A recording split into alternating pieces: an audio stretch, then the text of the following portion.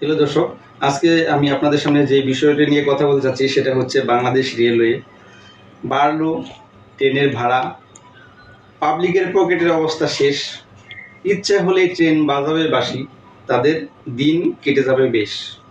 হ্যাঁ, চলবে এভাবেই বাংলাদেশ রেলওয়েকে সার্ভিস দিচ্ছে। দেখুন, বারবার এই সরকার ক্ষমতায় আসার পর থেকে বাংলাদেশ রেলওয়ে যে পরিমাণ আপনার ভাড়া বেড়েছে, সেই পরিমাণ যাত্রী সেবা কিন্তু বাড়েনি। বাংলাদেশে রেলওয়ে পরতে পরতে দুর্নীতিতে ভরা, সেটা কার না জানা। আসলেই এই রেলওয়ের যে দুর্নীতি, এর জন্য আমি বর্তমান সরকারকে দায়ী করব না। অতীতের সকল সরকারকেই বাংলাদেশ রেলওয়ের এই মানে দুর্নীতির সাথে জড়িত, তারা দুর্নীতিগুলো কেউ ব্যর্থ অথবা এই দুর্নীতিগুলো মানে দূর করতে ব্যর্থ হয়েছে।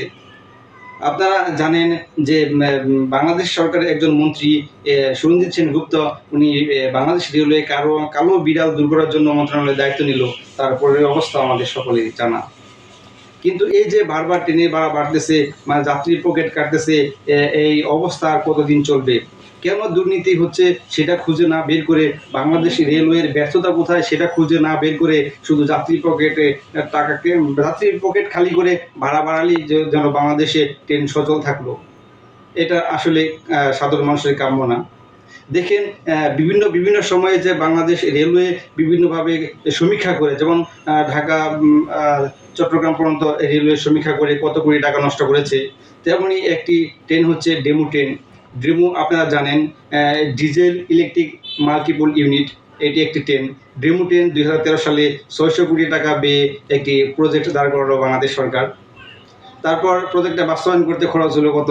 650 কোটি টাকা। ডেমু ট্রেনটি সুদূর চীন দেশ থেকে প্রায় 20টি ডেমু ট্রেন বাংলাদেশ সরকার ক্রয় করলো। চীনের টাংশান রেলওয়ে ভেহিকেল কোম্পানি থেকে ক্রয়কৃত সেই 20টি ডেমু ট্রেন এখন কোথায়? যে 650 কোটি টাকা ব্যয়ে এই ডেমু ট্রেনটি বাংলাদেশে আনা হলো, তার কোনো অস্তিত্ব এখন বাংলাদেশের মানুষ সে ভোগ করতে পারতেছে না। সে খবর যে তৎকালীন মিডিয়া কর্মীরা যেভাবে তা প্রচার করেছিল মানুষের মাঝে আনন্দ উৎসাহ নিয়ে, যে ডেমু ট্রেন চলে এসেছে, বাংলাদেশের সেবা মানে যাত্রী সেবা না জানি কত ভালো হয়ে যাবে, তারা আজকে ভুলে গেছে ডেমু কী। কিন্তু যাদের রক্তে ভেজা টাকায় এই ডেমু ট্রেনটি ক্রয় করা হয়েছে, সেগুলো রাস্তার মোড়ে, চায়ের দোকানে, পাবলিক বাসে, বিভিন্ন জায়গায় ঠিকই আলোচনা করা হচ্ছে যে বাংলাদেশে ক্রয়কৃত সেই 700 কোটি টাকার ডেমু ট্রেন কোথায় গেল। কিন্তু এই খবর বাংলাদেশ সরকারের ডেস্কে পৌঁছায় না। চাটবারদের ভিড়ে জ্যামে পড়ে সেই খবর সাধারণ মানুষের আর্তনাদ সেই ডেস্ক পর্যন্ত পৌঁছায় না। তারাও মনে করে হয়তো ভুলে গেছে, মানুষের ক্রয়কৃত সেই 700 কোটি টাকা আসলে বিভিন্নভাবে সেখানেও হয়তো দুর্নীতি হয়েছে, আজকে পড়ে আছে বিভিন্ন জায়গায়। এখন লোহা লটকর হিসেবে আজকে এই ডেমু ট্রেনটি বিক্রি হবে। সেই 700 কোটি টাকা যদি সেখানে অপচয় না করে একটা উন্নয়ন ভালো কাজে ব্যয় করা হতো, ট্রেনের সেবা মান উন্নয়ন করা হতো, 700 কোটি টাকা দিয়ে ট্রেনের চুর দিয়ে ধরা হতো, তাহলে আজকে এই বারবার কিছুদিন পর ট্রেনের কিন্তু বাড়ানো লাগতো না। এই অবস্থা থেকে আমরা আসলে জানি না কবে পরিত্রাণ পাবো, এই ট্রেনের দুর্নীতি কবে দূর হবে। এভাবে যদি চলতে থাকে আসলে আমাদের ভোগান্তি থাকবেই।